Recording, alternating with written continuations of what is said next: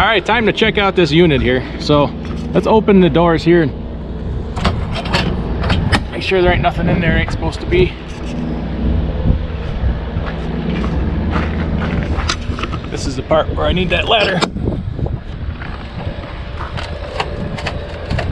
The battery's just sitting there loose, that ain't gonna fly.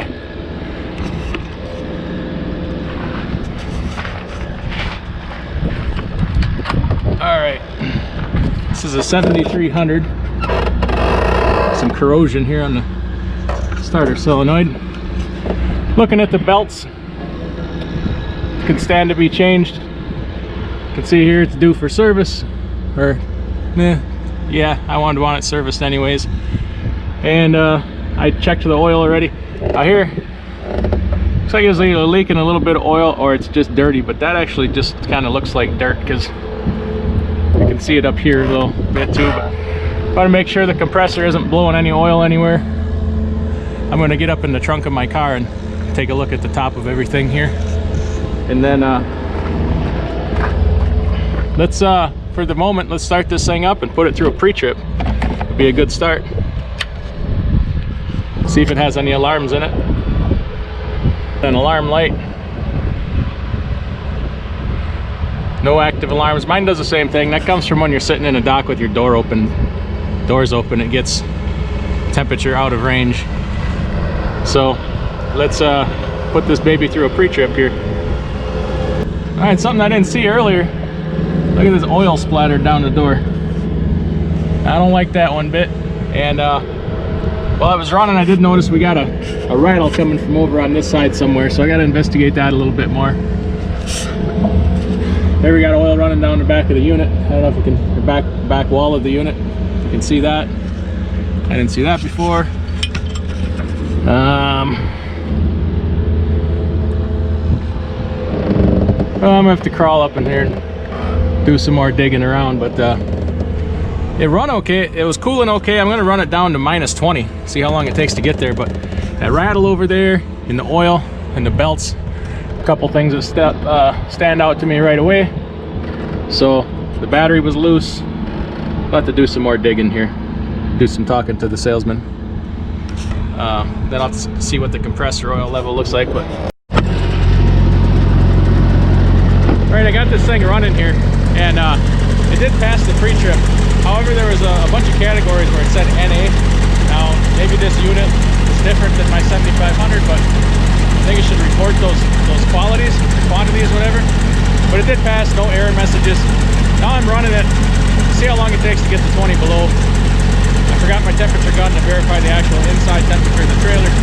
But let's take a look at the display here. I want to see how many volts the alternator is charging at, what the supply air is, to see if I put it down to -20. It has not yet kicked into high gear or high speed. So let's just see what kind of supply air it's putting out to get it down to -20, and check anything else we see here. So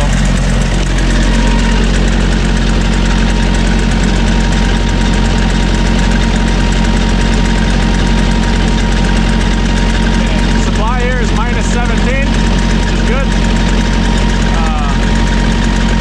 Right there. What we want.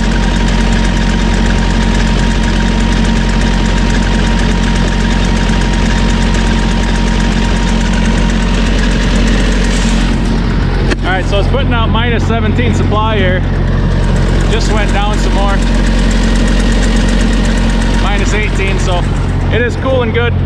It is not yet kicked into high speed, so that we're gonna wait for it to kick into high speed and then check all those again. I forgot to check the alternator voltage. 13.8 volts it's charging at. You're on about 5 amps on average. Coolant temp is still, so the unit's still warming up. It's 32 degrees ambient air temperature out here, so it's gonna get warmed up just a little bit before it kicks her down into high speed. And then I'm just timing it out here. I mean, obviously it's 32 outside, so it's gonna get to -20 faster than if it was 100 degrees, but just want to see how hard it has to work. And then I'm gonna check inside again, see if we're got any oil or leaks or noises. I did notice at high speed it's got that rattle real bad. It's not that exhaust tick that you sometimes get with the carriers, but this is more like a pulley rattle. So I'm gonna check that out, and then we'll move on to the next trailer and see if what we're looking at there. All right, so I'm done looking at this 2015. I've seen all I need to see. It pulled down from 32 degrees to -10 in 19 minutes, which is pretty good considering it's an empty trailer and it's a little older unit. I can't be upset by that. So let's move on to the next one for now. The trailer, the suspension, the tires, all that was pretty good on this trailer. A couple minor little issues probably be taken care of before I would buy it. The unit's got it needs a couple things, so either they're gonna have to fix it or negotiate the price. I'd rather just have them fix it. They're an authorized carrier dealer right here. So let's take a look and see what the other one looks like. I don't know, I'm not ruling this one out. It's a pretty decent trailer, especially body wise in that for a 5-6 year old trailer. It's not all beat up, so I do like that. Some of my customers are pretty picky about the, you know, food grade inside of the trailer, blah blah blah. So I don't worry about that. Let's go take a look at that 2014. All right, here's this 2014. It is also a utility, 3000R. This one has a 2100A unit on it though, rather than a 7300X.